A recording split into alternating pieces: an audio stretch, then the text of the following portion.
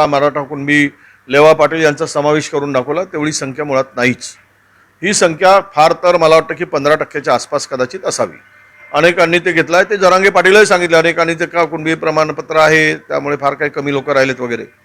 अशा स्थितीमध्ये आपण शेड्यूल कास्टला आपण 13% देतो, शेड्यूल ट्राईबला 7% आणि ओबीसीला एकूण 30% म्हणजे विजयंती घेऊन 30%, अशा 50% आरक्षणाच्या मर्यादा आहेत.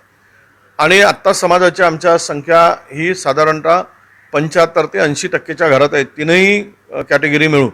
उरले 20%. 20%मध्ये मराठा आहे, शीख आहेत, जैन आहेत, मारवाडी आहेत, गुजराती आहेत आणि फार छोट्या छोट्या ब्राह्मण आहेत, फार छोट्या छोट्या जाती आहेत. हे यातील शीखला कधी आरक्षणाचा फायदा घेत नाही, नोकऱ्या करत नाहीत, फार कमी करतात. जैन असेल, गुजराती असेल, मारवाडी असेल, हा समुदाय कधीही नोकरीच्या भानगडीत पडत नाही. मग उरला कोण तर फार मॅक्झिमम मराठा उरला आहे. आणि मराठा समाजाला जर EWS मधून 10% आरक्षणातून फायदा होत असेल तर तो फार मोठा फायदा होतो आहे. परंतु जरांगे पाटलांना त्या फायद्यापेक्षा राजकीय फायदा उपटण्याची त्यांची मंशा असावी किंवा भूमिका असावी म्हणून ते आग्रही आहेत. पोरांच्या भल्यासाठी आग्रही नाहीत, राजकारणच्या भल्यासाठी ते आग्रही असावेत, असा माझा थेट त्यांच्याकडे आरोप आहे. आता तुम्ही जे म्हणाले की जरांगेनं राजकीय आरक्षणाच्या लाभापायी त्यांचा उद्दिष्ट असावा, कुठंतरी ते सातत्याने एकच मागणी रेटत आहे, त्यामुळे मराठ्यांचा खास करून युवा वर्गाचं भविष्यात नुकसान होऊ शकतं असं वाटतं. प्रचंड नुकसान होणार आहे. तरुणांनी, मराठा तरुणांनी या संदर्भातली सगळा अभ्यास करावा.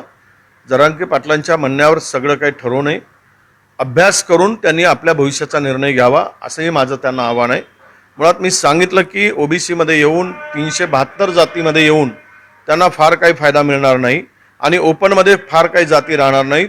म्हणजे नोकऱ्यांचा संदर्भ जिथे येतो किंवा सोयी सवलतीचा येतो तिथे फार मोठा नुकसान मराठा तरुणांचं होणार आहे. आणि अशा स्थितीमध्ये त्यांनी अभ्यास करून, थोडा विचार करून आपण कोणाला साथ देतो, आपलं भलं काय आहे, अहित काय आहे, हित काय आहे याचा विचार करावा. कुठेतरी मराठा नेत्यांची भूमिका, जबाबदारी याच्यामुळे वाढत नाही का? कारण जरांगे असं बोलत असतील, बाकी सगळे गप आहेत, तरुणांची दिशाभूल, तर मराठा नेत्यांची जबाबदारी वाढलेली आता या सगळ्या नाही, ते आता मराठा नेतेच ठरवतील. मी त्यांच्या भूमिकेच्या संदर्भात बोलण्याची मला काही गरज नाही. त्यांनी कशात भलं आहे, कशात वाईट आहे, कसं चांगलं आहे ते तरुणांना समजा, त्यांची ते भूमिका आहे, त्यांनी ते स्पष्ट करावी. बिहारमध्ये जे आरक्षण 75% नाही, तो एक चांगला ऐतिहासिक निर्णय बिहार सरकारने घेतलेला आहे. 65% आरक्षणाची मर्यादा वाढवली आणि आमची सुद्धा तीच इच्छा होती की तुम्ही आरक्षणाची मर्यादा वाढवा. जे 50%चं सिलिंग आहे ते तो कॅप आहे तो वाढवला गेला पाहिजेत आणि त्याच्यावर इतर समाजांच्या ज्या इच्छा आकांक्षा त्या पूर्ण केल्या पाहिजेत. मला वाटतं EWS त्यासाठीच तयार केला गेला, पण काय खुळा आहे माहीत नाही, कोणाच्या डोक्यात काय वारं घुसतं आणि काहीतरी घेऊन उभं राहतो. 2 वर्ष या सर्वोच्च न्यायालयाने फेटाळल्यानंतर 2 वर्ष शांत होते. त्यांना माहीत होतं की EWS मधून फायदा अधिक आहे. परंतु गोळीबार झाला, जरांगे पाटील त्या गोळीबारानंतर मराठा समाजाचे मग हिरो म्हणून पुढे आले, नायक म्हणून. आणि त्यानंतर ह्या सगळ्या गोष्टी ज्या घडत आहेत की हम झुका सकते, ही त्यांच्यामध्ये त्यांना एक समाजाचं सगळं पाठबळ मिळाल्यानंतर एक गर्व झाला. त्यामुळे ते सरकारला धमक्या देतात, इतक्या तारखेपर्यंत करा, तितक्या तारखेपर्यंत करा, नाही केलं तर बघून घेऊ, कसे रस्त्यावर फिरताय, ते आम्हालाही धमक्या देतात. अर्थात हे धमक्यांनी प्रश्न सुटणार आहेत का, हे जरांगे पाटलांना कळलं पाहिजेत. कुठल्याही गोष्टी करायच्या आहेत कायद्याच्या चौकटीत बसून करावं लागतं, कायद्याला धरून करावं लागतं आणि ज्या काही प्रक्रिया कोणालाही कुठेही घुसवता येत नाही. पण आता जर त्यांच्या डोक्यात खुळं घुसलं असेल तर ते ती मागणी सातत्यानं करत राहतील. सध्या कुणबी नोंदी विविध अभिलेखांमध्ये शोधणं सुरू आहे, पण मात्र काही ठिकाणी अगदी लिंगायत कुणबी, यलम कुणबी, मारवाडी कुणबी अशा पण नोंदी आढळत आहेत. कुठेतरी खूप क्लिष्ट होऊन जाणार नाही का? नाही, आता सगळ्यांनाच कुणबी लावून टाका. गुजराती कुणबी, मारवाडी कुणबी, लिंगायत कुणबी, मराठा कुणबी, सगळे कुणबी लावत जा, प्रमाणपत्र देऊन टाका आणि मोकळी करून टाका. आता असंच म्हणायची पाळी आली आहे. सर्वोच्च न्यायालयाचे चीफ जस्टिस ऑफ इंडियाचा अपमान केला म्हणून एका पत्रकारानं अवमान याचिका दाखल केली. मला माहीत नाही तेव्हा म्हणणं याचिका कोणाला काय वाटतं ते करत असतात, त्यातलं तपासून कायदेशीर आहे. त्याचं उत्तर कायदेशीर उद्धव ठाकरे देतील.